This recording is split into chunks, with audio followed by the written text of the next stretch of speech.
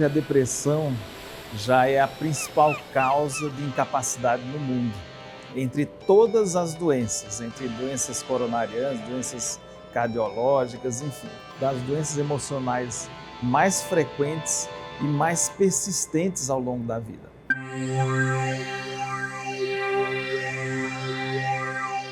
Uma parcela das pessoas com depressão, e uma parcela importante, de cada 3 pessoas com depressão, ela não responde, ela não melhora com tratamentos convencionais, e essa parcela, até bem pouco tempo, ela tinha praticamente como recurso internações longas, recursos medicamentosos bastante limitados e uma qualidade de vida muito prejudicada.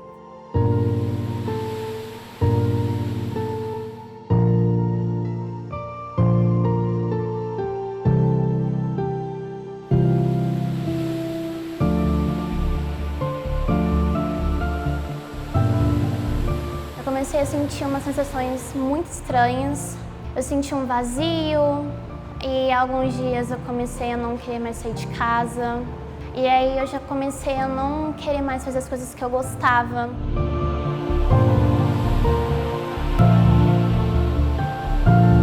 Na verdade, eu já acordava não querendo levantar. Eu não tinha nem vontade mesmo de acordar.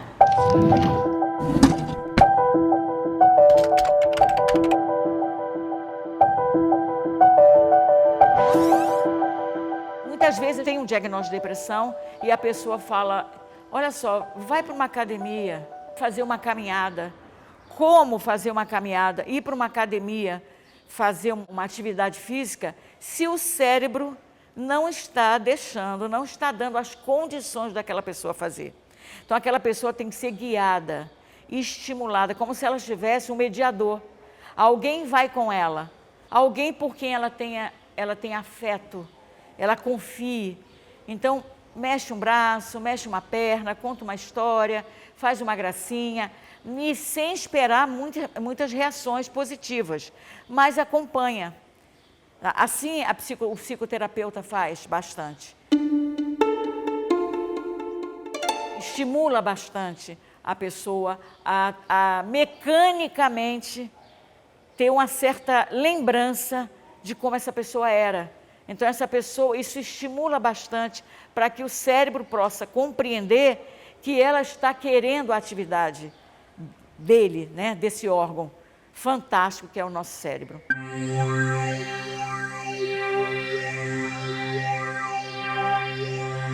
Um aspecto fundamental da depressão e de qualquer doença emocional é que são doenças que são semelhantes a qualquer outra doença.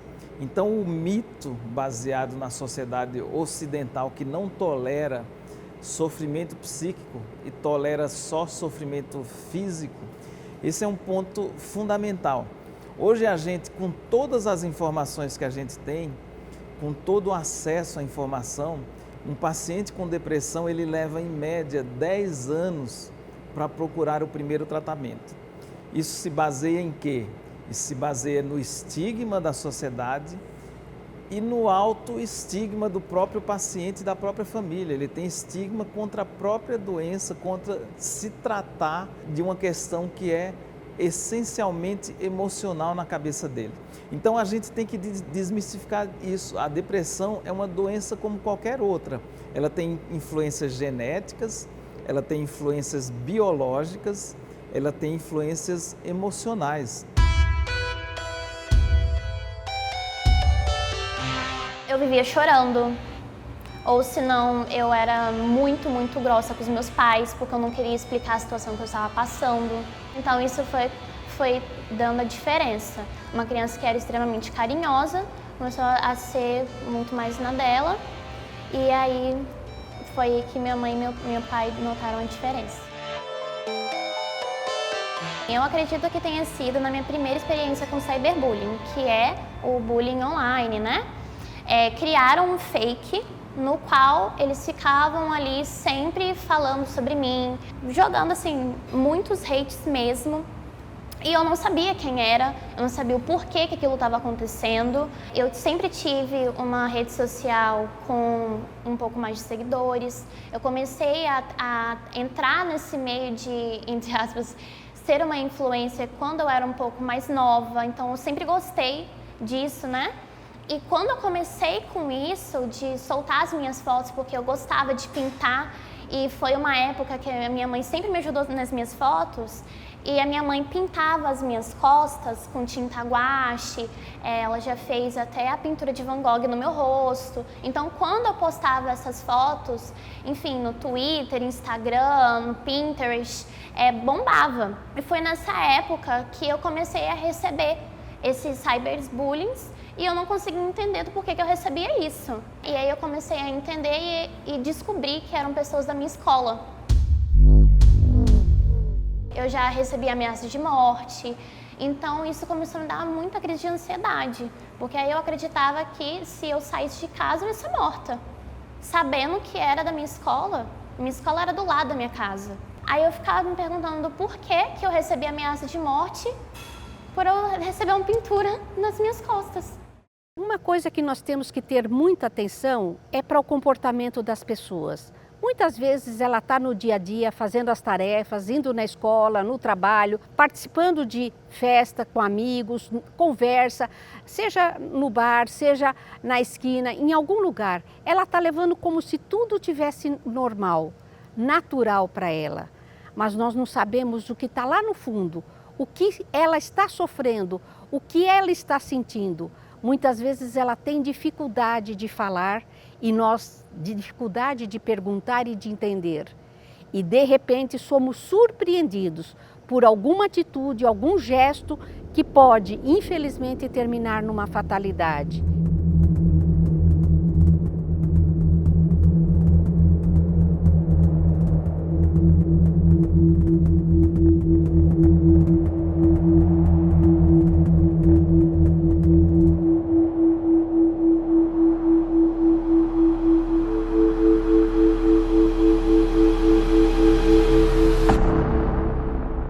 O suicídio, se soubéssemos a causa exata, salvaríamos o mundo.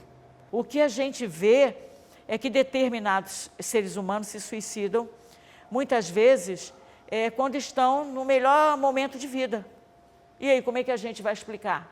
Eles entram num lugar de uma festa, ou às vezes no banheiro, não estão alcoolizados, não usaram nenhuma droga ilícita, e eles se suicidam. Não tiveram histórias de depressão. E às vezes, uma pessoa que você não diria jamais que era um depressivo, e aquela pessoa se suicida. E bastou acontecer uma coisa muito séria, de uma perda de um ente querido, uma perda inesperada de um emprego, um acontecimento que para ele foi muito pesado, e ele tenta o suicídio e você diz, nossa, ele era tão calmo, nunca se exaltava, mas aquela pessoa tinha uma doença, que é a doença da depressão.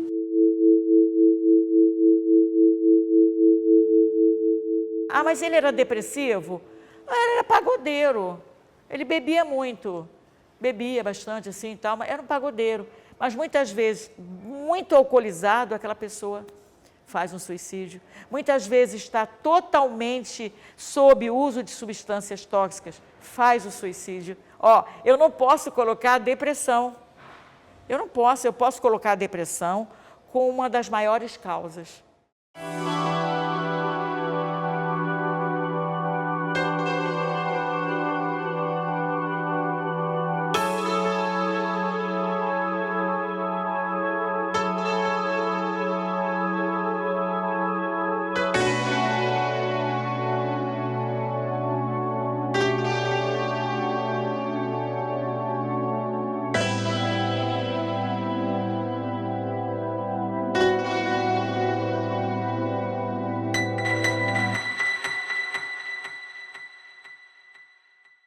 Ano passado, no início do ano, eu descobri que a minha ansiedade ela era algo patológico. Ela, infelizmente, ataca quando eu estou num dia maravilhoso. Eu estou num dia maravilhoso, ensolarado, com pessoas que eu gosto, e ela simplesmente ataca sem motivo nenhum.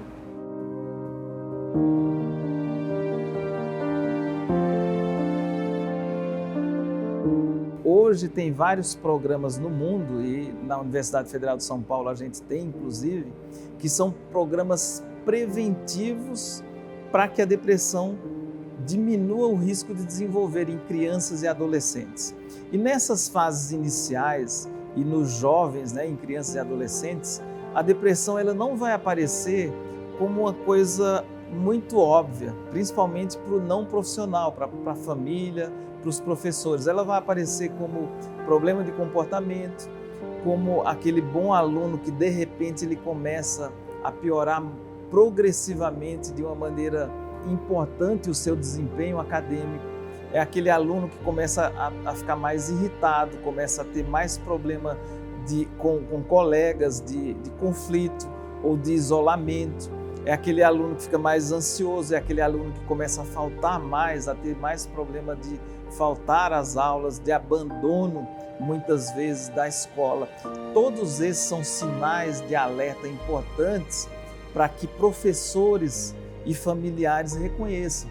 Essas são as pessoas privilegiadas, não para ter um diagnóstico preciso de depressão, mas para ligar o sinal de alerta e dizer, olha, tem alguma coisa errada emocionalmente nessa criança, nesse adolescente, e eu preciso levar a um médico especializado, a um psiquiatra, para avaliar essas mudanças e se isso é depressão ou pode vir a ser depressão.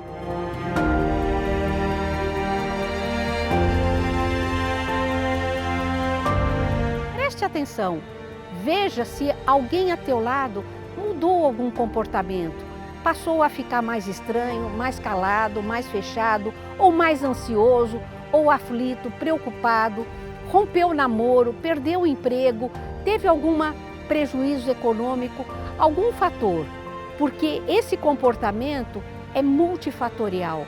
O que pode representar para uma banalidade, para aquela cabeça, aquele ser, aquela pessoa pode estar muito sofrida e doída. Isso é um momento particular e individual, que só ele vai saber como enfrentar. Se nós ajudarmos, nós mudamos. E é nesse sentido que nós estamos aqui conversando.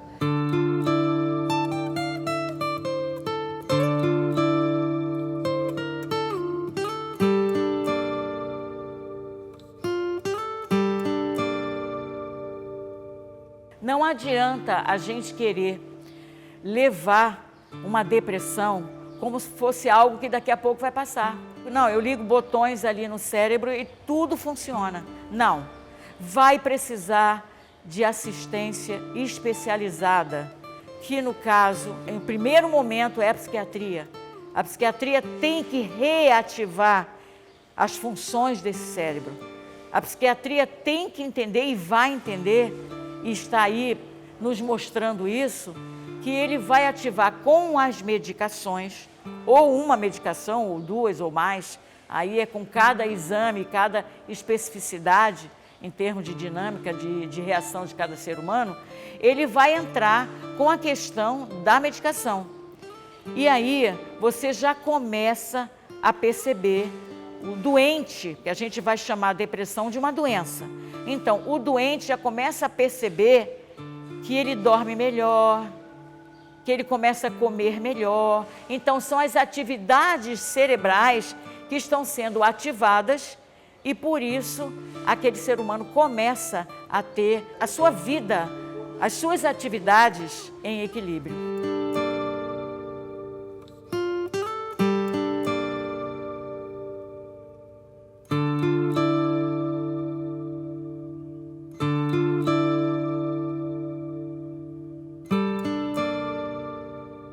A psicoterapia, ela é indicada sem dúvida. O psiquiatra, ele pode, a gente pode tudo, mas não deveria atuar sozinho. Assim como o psicoterapeuta, o psicólogo também não pode ou não deveria atuar sozinho. Porque a depressão é uma doença multifatorial. Então, muitas vezes a gente precisa de vários outros profissionais. Mas hoje eu vou focar a psiquiatria e a psicoterapia. Precisa andar junto. como a psicoterapia atua?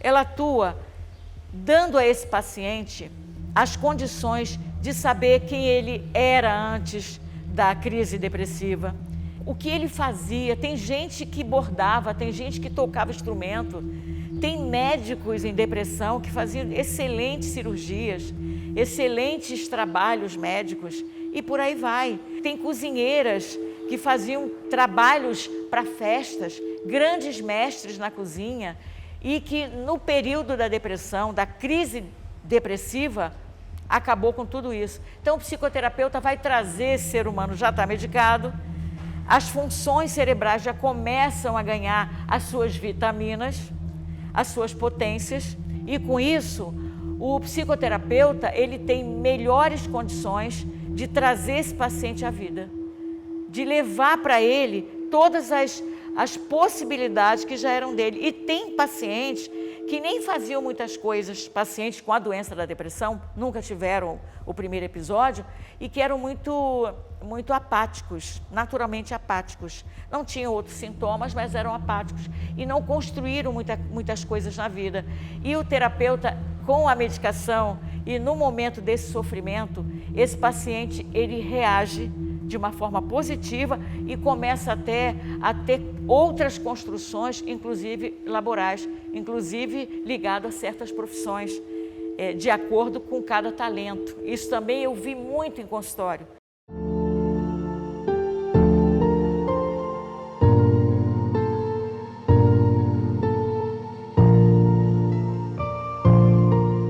Naquela época dos 12 anos, eu comecei a ter pensamentos suicidas. E eu comecei a perceber isso quando eu atravessava a rua e eu não estava nem aí se ia passar carro, moto, não olhava para os lados. E também a questão de quando eu ia tomar medicação, eu não sabia regrar. E foi aí que eu prestei atenção. Eu não me importava mais com nada. Não necessariamente eu queria tirar minha vida porque eu queria saciar minha dor. Era só porque eu não me importava mais. Eu não via sentido na minha vida mais. Não era porque eu sentia uma extrema dor. Era só realmente porque eu não via mais sentido e eu queria acabar com aquilo ali de uma vez.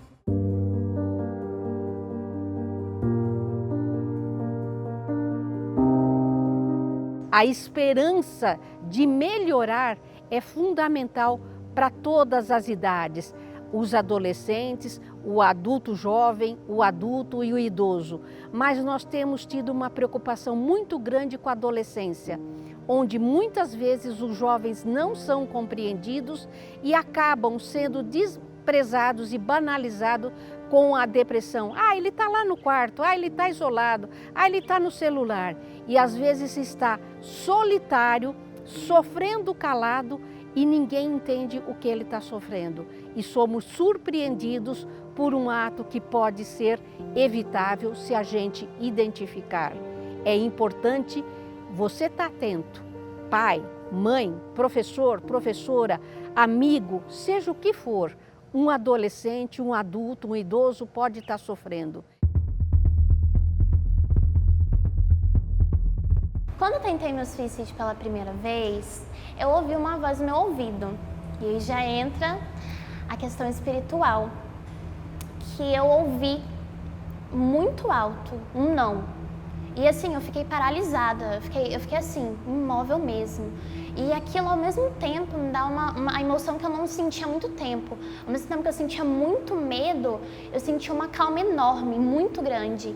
E nesse momento eu fechei os meus olhos e eu comecei a ver meio que uns flashes, sabe? De quando eu era muito pequenininha, que eu passeava num parque com meu pai, lá em São Paulo. Eu via uma pessoa atrás de mim. E eu via eu passeando e aí eu comecei a me ver na época de quando eu tinha uns 7, 8 anos, em fazendas assim que eu costumava frequentar, e aquele mesmo homem sempre comigo. E aí eu comecei a ver cenas de mim mesma, não olhando e passando na rua, e aquele mesmo homem sempre me acompanhando. E aquilo me fez acreditar de novo na minha vida. Aquilo foi algo muito importante na minha vida e que eu decidi acabar com isso. Mas quando eu decidi acabar com isso foi porque eu realmente queria lutar. Eu vi que tinha esperança ali, não que necessariamente eu tinha visto ali naquele momento que a minha vida realmente importava.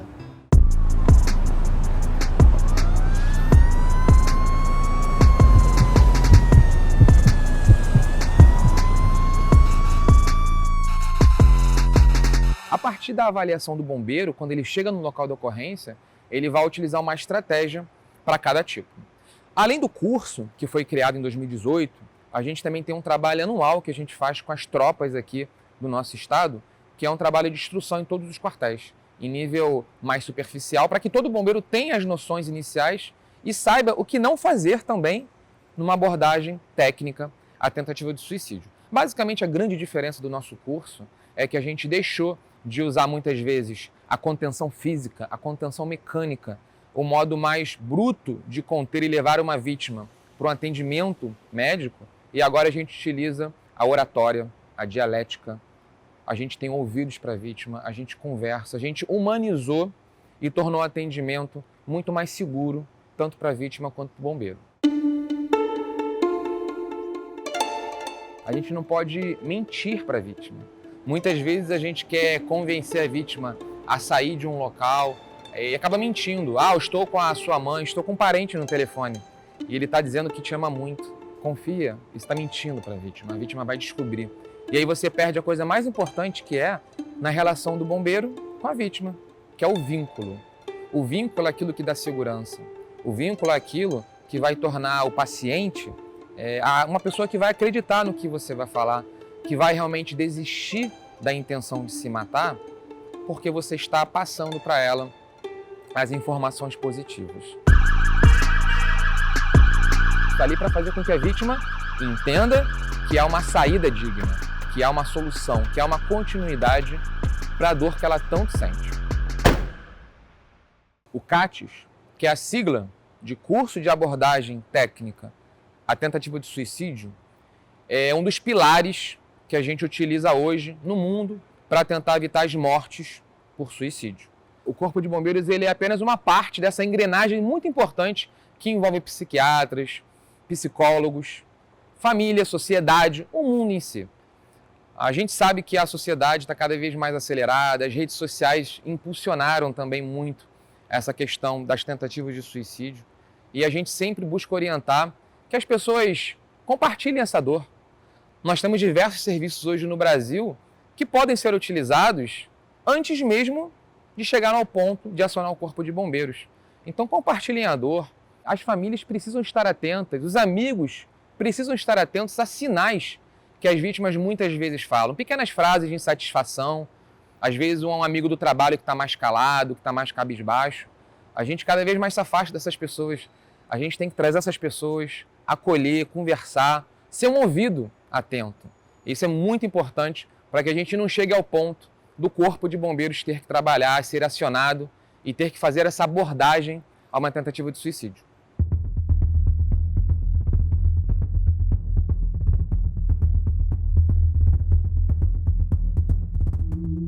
Depressão é algo que nós temos que dar muita importância. Parece um quadro simples e banal, mas não.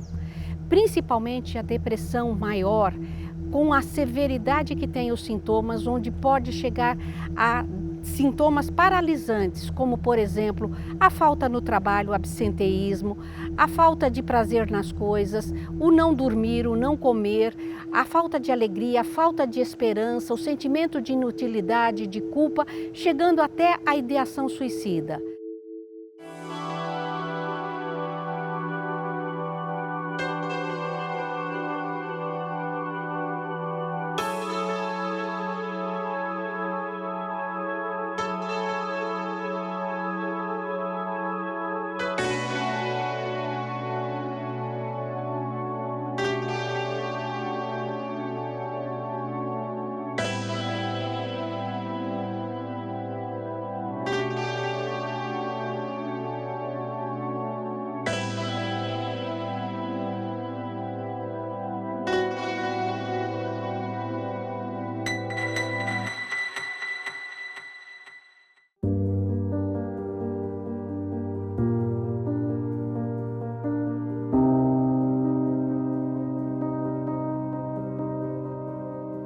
A distimia, que eu já falei, eu gostaria só de ressaltar, porque eu vejo muito isso também em consultório, que é aquela depressão contínua, ela é leve, mas ela é contínua. É aquela pessoa que está sempre linear no humor. Ela é linear, ela come do mesmo jeito, ela dorme do mesmo jeito, ela não tem como a vida. Não sei se vocês já viram um mapa cardiológico. Elas não têm aquelas idas e vindas da vida. Então, parece que ela não tem a vida. Essas pessoas são mais lineares. E elas passam uma vida e não descobrem que isso é uma depressão.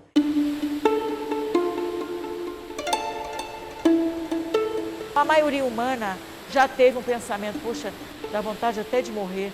Poxa, minha esposa pegou um adultério meu, não vou aguentar, não vou conseguir nem olhar para ela. E às vezes aquela pessoa não aguenta, não está com todas as condições de suportar, de superar aquilo ali, seguir uma outra vida ou de apoiar essa família, e ela prefere se suicidar a ter que enfrentar todas as consequências do ato que fez. Então eu não posso falar que a grande maioria humana não pensou isso. Eu não posso dizer que o ser humano é capaz de todo e qualquer enfrentamento. E muitos têm como solução o suicídio de fato. A depressão por si só, no nível individual, ela já é uma tragédia. E quando a gente tem desfechos, os desfechos piores, como o suicídio, é uma tragédia mais ainda para a pessoa. Normalmente um suicídio, ele afeta diretamente um círculo de cerca de 60, 70 pessoas, um único evento de suicídio. Além dessa tragédia pessoal, ela é um problema que afeta a sociedade inteira em todos os seus aspectos. E essa doença, se a gente não toma medidas incisivas e efetivas de tratamento, ela vai progredindo. E aí o paciente começa o tratamento, numa fase não avançada da doença, esse tratamento, o paciente melhora completamente e rapidamente, então ele sai do quadro de uma maneira que a família fica impressionada, que o paciente fica impressionado, que o médico fica impressionado com tratamentos convencionais, nada complexo.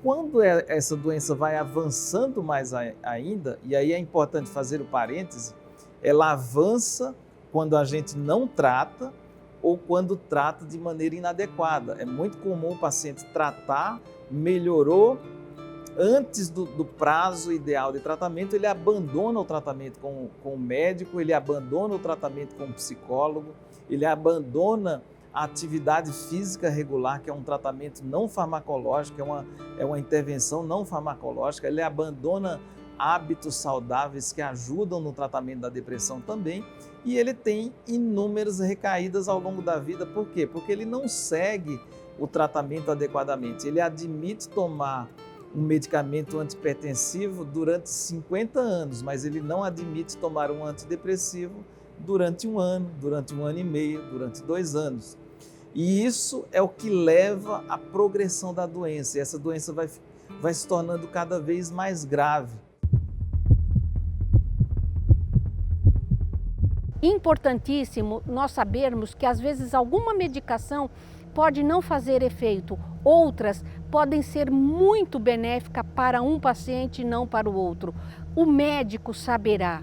Por isso é importante, você que sofre de depressão e sua depressão está pesada para você ou para sua família, peça ajuda de um bom profissional. O bom médico saberá quais medicações. Pela primeira vez a gente tem aprovado na história da medicina um medicamento que tem um efeito anti-suicida rápido. A gente já tem outros medicamentos que têm efeito de diminuir o risco de suicídio, como o lítio.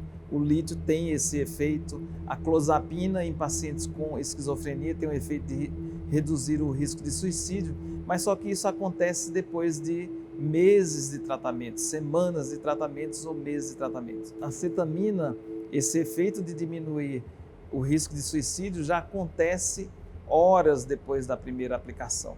Juntando tudo isso, a comunidade científica, vários pesquisadores, eles têm defendido em congressos médicos e defendido em artigos científicos especializados de que a descoberta desse efeito antidepressivo ultra rápido e potente da cetamina foi a maior descoberta não do tratamento da depressão e não do tratamento farmacológico na psiquiatria. Foi a maior descoberta da especialidade psiquiatria no último meio século, por conta de todos esses achados e dessa velocidade de resposta de melhora, tanto na depressão resistente quanto na depressão com ideação suicida, e pelo o seu efeito muito rápido e muito seguro.